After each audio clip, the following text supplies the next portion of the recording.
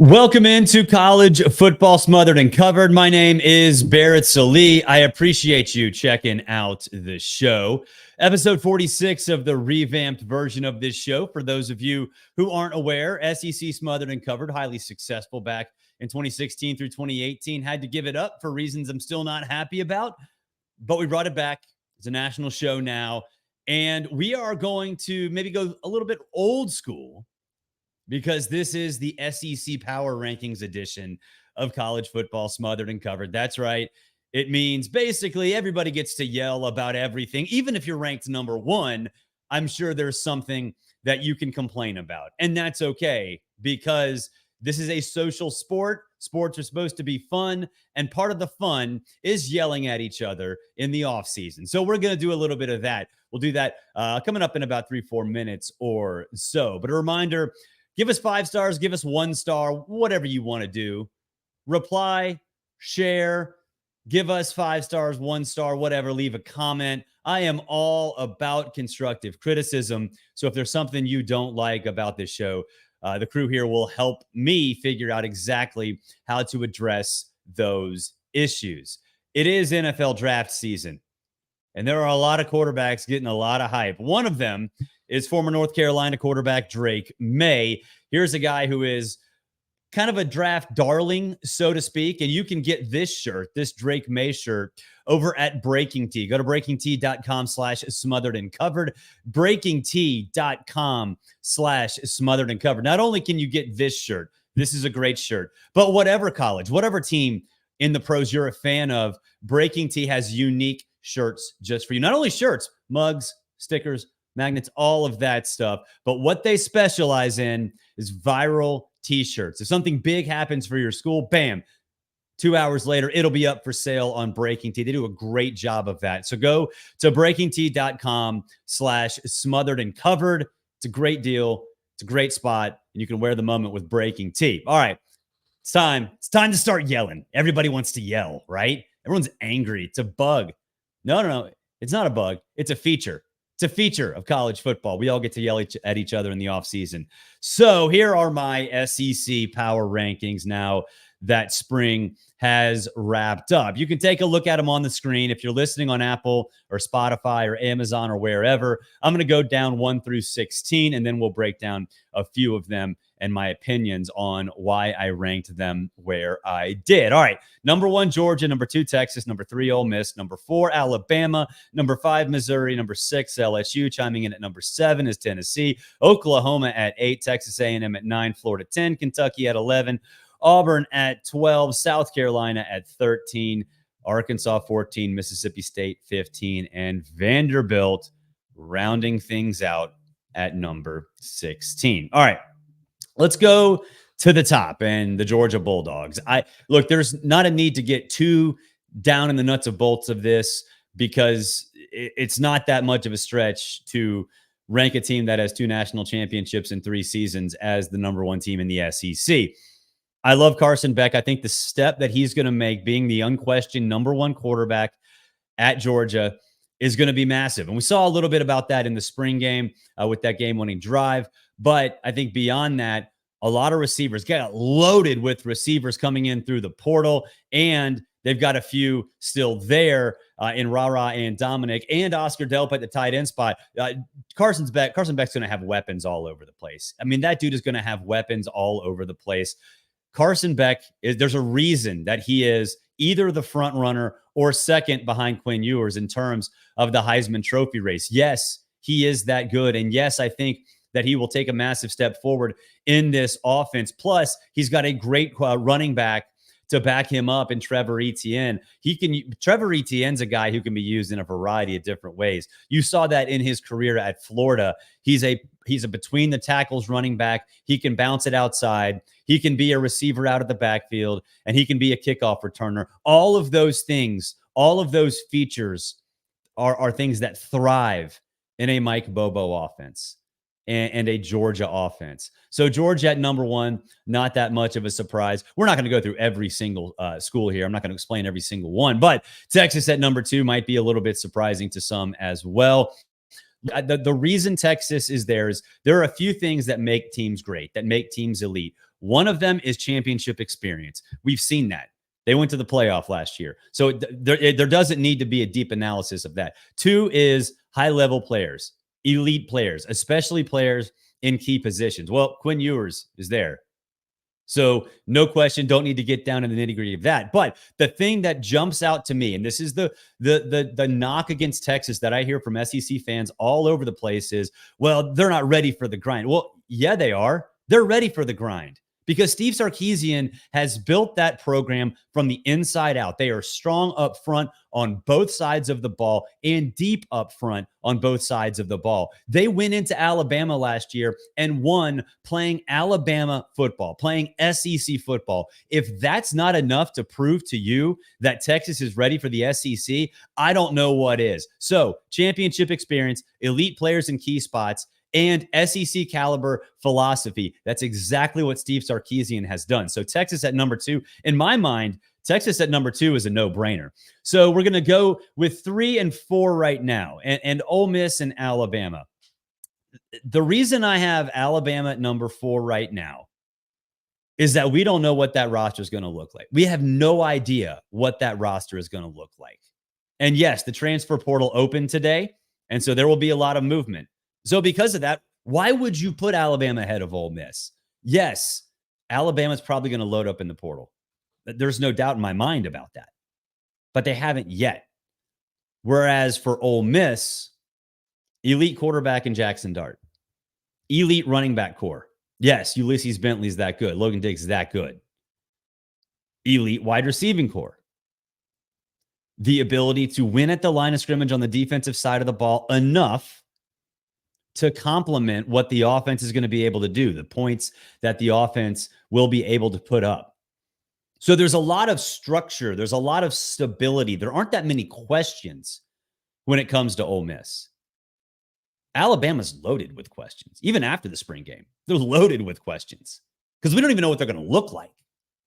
So that's my thought process for Alabama 3 and Ole Miss 3 and Alabama 4. All right. We'll go down the list a little bit with Missouri, LSU, Tennessee. And I know Tennessee fans will probably look at this and freak out. And Tennessee Twitter, of all Twitter, I love you. And I'm sure you're going to yell at me, and that is totally fine. But I still love you. I was on your side on Chiano Sunday. I have backed you up in a lot of different ways. I was right about Joe Milton. So, and yes, sometimes my opinion on things for Tennessee is negative. A lot of times it's positive.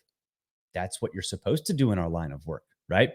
So Tennessee at 7 behind LSU. This was difficult for me because, it's very simplistic to sort of analyze a team based on quarterbacks, but it is the most important position. I don't know what we're going to get from Nico Iamaleava. And yes, I am pronouncing it right because people who do that pronounce it wrong intentionally are pretty much douchebags. But Nico Iamaleava, see, now I screwed it up. Nico Iamaleava in the bowl game was fantastic. We didn't see a lot through the air. We saw what he could do on the ground. Is he Joe Milton or is he Hendon Hooker? To me, he's more Hendon Hooker than Joe Milton because I do think Nico can pass. I do think that he can be a threat through the air. I do think that he has a changeup. I do think he's accurate when he throws said changeup.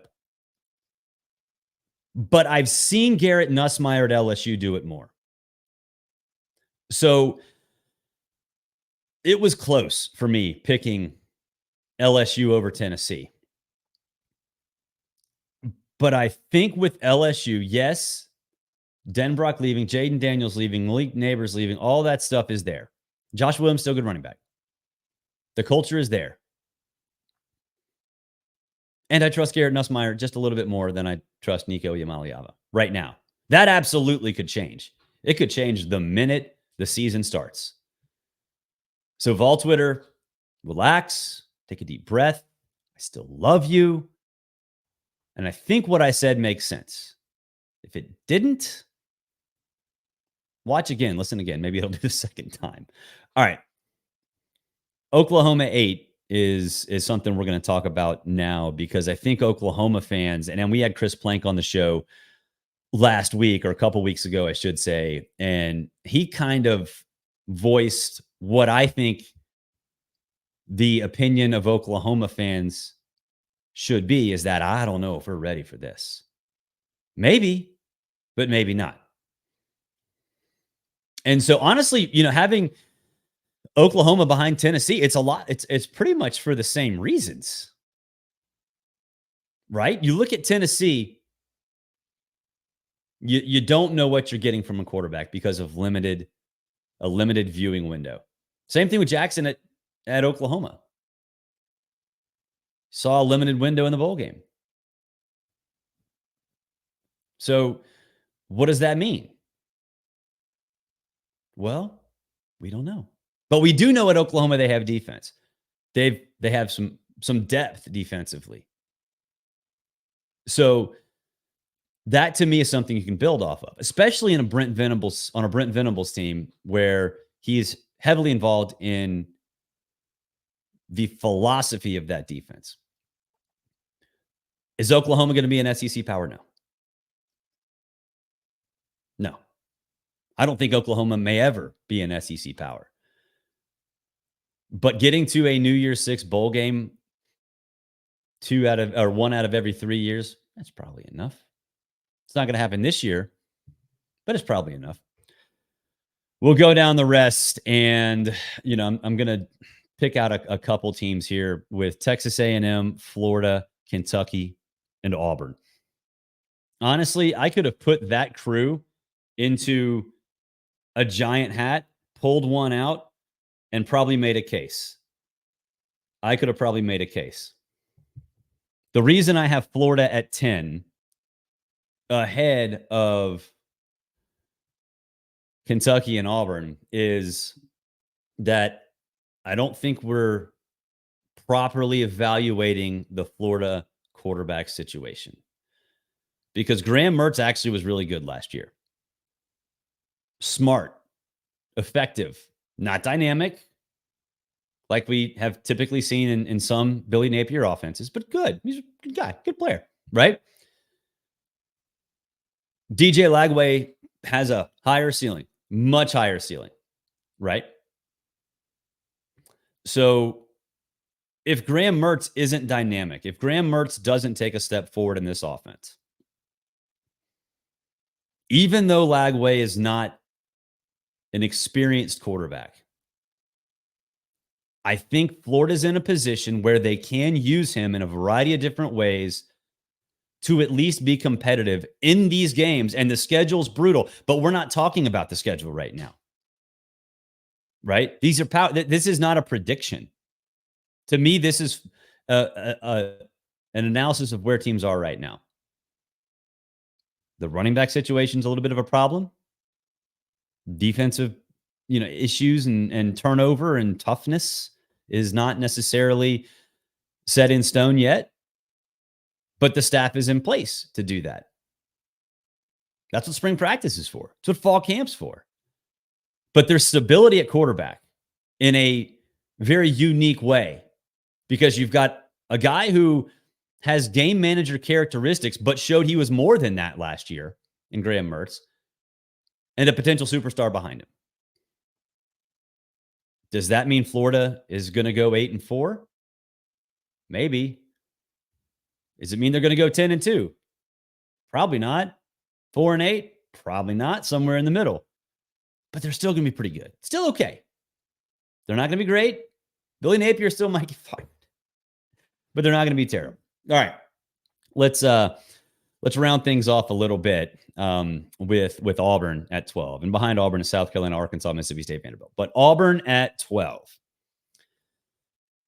It's a critical year for Hugh Freeze. And if you've listened to this show, you've heard me talk a lot about the Auburn quarterback situation and Peyton Thorne and what Auburn should do.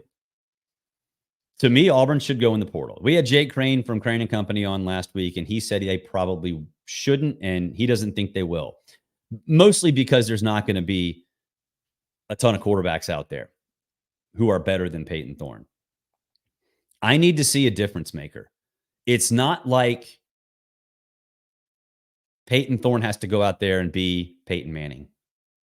or Johnny Manziel or whoever.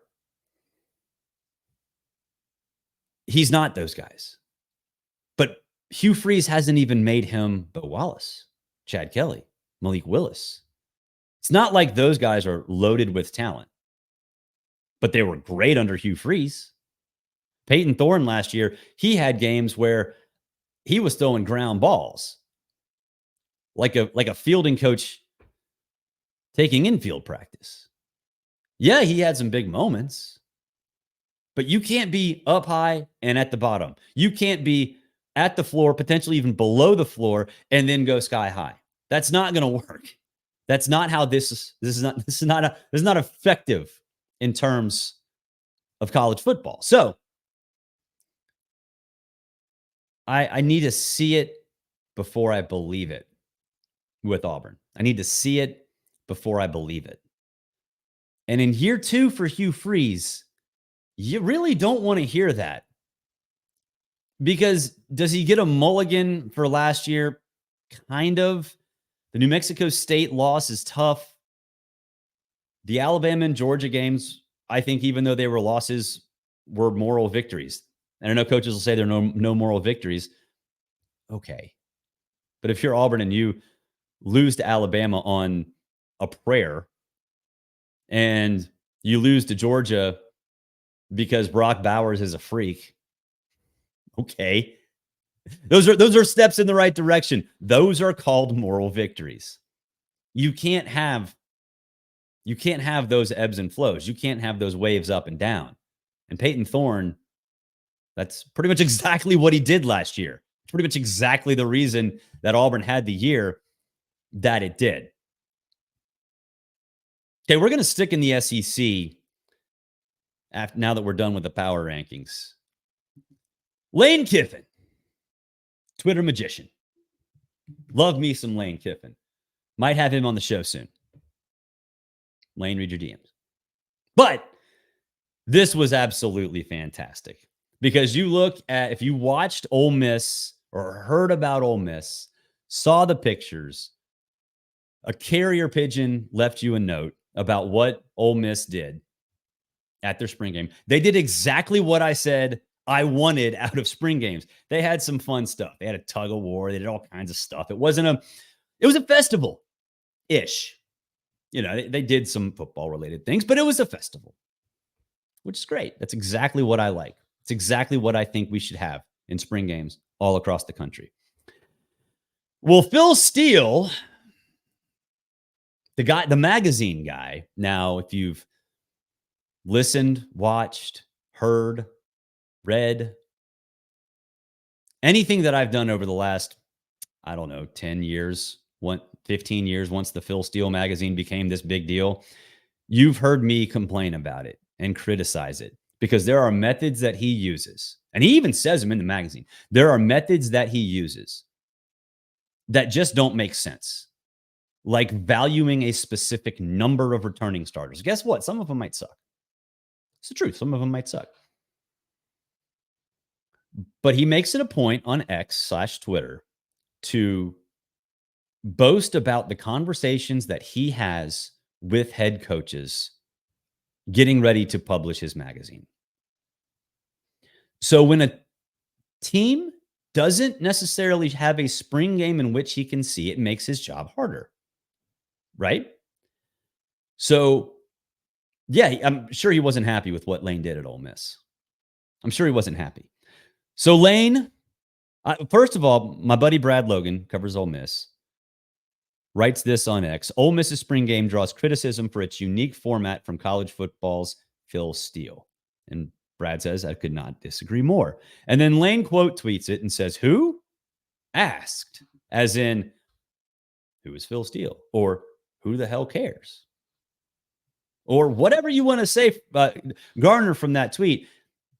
Lane is defending his styles, his methods. And I think also there's a deeper meaning here. And that is, why hold an actual spring game like offense versus defense, 1v1? Why do that? when a quarter of the players that are on that field might not even be on your roster 7 days later. And I don't even know if that was part of Lane's decision with how he conducted his spring game. Knowing how things operate, it probably was. But it goes back to a bigger issue, is that you can't judge these teams at all if you're making a preseason magazine. There's zero chance you can do it. Sure, you can do power rankings like I did, subject to many changes. We talked about them in this show. If you missed that, go back. It's the first 15 minutes of the show. We talked about SEC power rankings. But you can't predict the season. You can't publish a magazine. You can't even write team blurbs. So, yeah, I understand why Phil Steele's mad. I don't care. I'm on Lane's side here. But to me, it goes to show just how different things will be and how much more difficult it is to provide content for these magazines. I'm okay with that. I'm totally fine with that. I use those really only for depth charts when they come out, and I don't use Phil Steele's. And kind of spin it forward, it actually, indirectly with what Lane said and what Phil Steele said, indirectly, it actually makes SEC media days and Pac-12 media, well, not Pac-12, ACC media days and Big 10 media days, Big 12 media days more important. Because we're actually going to get to talk to coaches, and we don't even know what their rosters look like. We don't know their thought process behind some of the additions. We don't know some of the thought process behind how things are going to operate. And that's sort of a tangential, sort of talking point and results of everything that's gone on, which, I'm cool with that. I'm totally cool with that. All right, last thing before we get out of here. It is the first day of the transfer portal window. And look, we're not going to go through every transfer on the show. We're just going to talk about maybe 40,000 foot view of certain things. Now, we might pop on and do an emergency podcast if somebody big like Quinn Ewers transfers or something like that, which isn't going to happen. Texas fans chill. But this was interesting this morning that I saw from Brandon Marcello over at 24/7.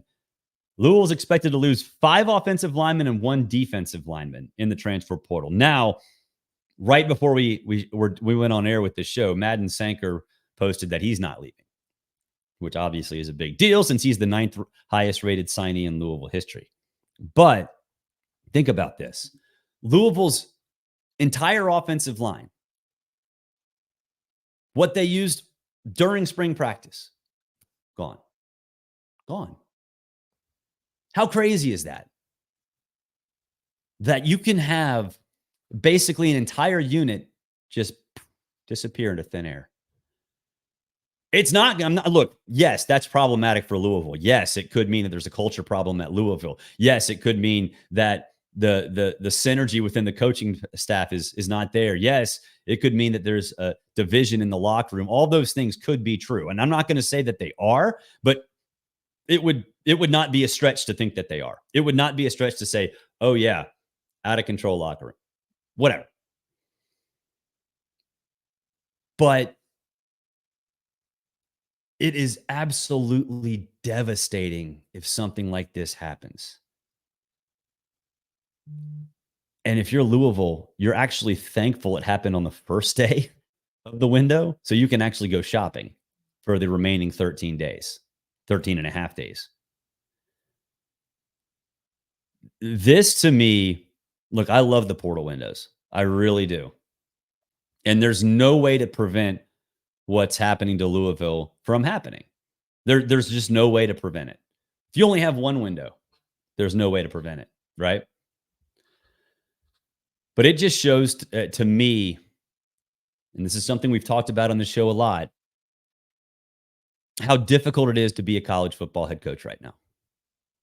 Because if something like this happens and you're blindsided by it, even if you're not blindsided by it, you have to deal with this. You have to deal with another window in the winter. You have to deal with going on recruiting visits and going on to high schools and coaching football games in the winter. You have to deal with all of this stuff and re-recruit your players during fall camp. And how do you do that? Well, you probably give some dudes reps that they don't deserve. So it's crazy that something like this would happen. And I feel bad for the Louisville staff. I really do. But this is the new era we live in. It's the new era we live in. That will do it for this edition of College Football Smothered and Covered. Hey, I appreciate you checking out the show. Please subscribe on YouTube and Rumble if you like the visual medium, or if you're more of an audio guy, more of a podcast guy, more of a dude or a woman who listens to shows while you're mowing the lawn or whatever. You can subscribe on Apple, Spotify, Amazon, all those things as well. And hey, you know what? Give us 5 stars, give us 1 star. I don't really care how many stars you give us. Write a review. I don't care if it's good or bad. But I like fan content. I like fan interaction, and I appreciate constructive criticism. There's not enough of constructive criticism. Usually we're all yelling at each other. You suck. You're biased against this, whatever. Tell me why. Tell me why you think that I hate your team. And we can address it. We can talk about it. It'll be fun. Y'all have a good Tuesday. Got some fun interviews coming later in the week, including one from a coach who is changing conferences, but not changing jobs. Not many of those coaches out there, but there are a few. You'll hear from one of those later in the week. Have a great day, everybody. We'll talk to you soon.